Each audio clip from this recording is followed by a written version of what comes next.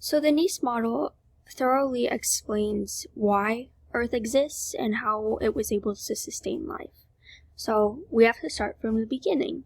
By understanding how compact our solar system used to be, we can also understand that life was just not possible at that point, at least not on Earth.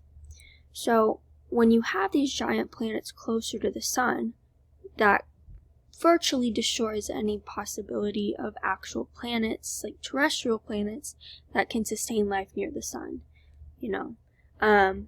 So having this fifth planet, we can understand that it was instrumental in getting Jupiter to essentially reorganize the solar system.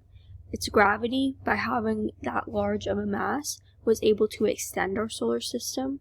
In the same way that we understand that our universe is expanding, we can also understand that at some point in time, our solar system expanded, and perhaps we are still expanding. So, by having Jupiter and all the other planets move out, that gave the terrestrial planets room to move in and to be able to be closer to the sun and to create atmospheres. Though Venus, Mars, and Mercury don't have stable atmospheres, we can at least take an example of Venus having an atmosphere and just having that sheer heat.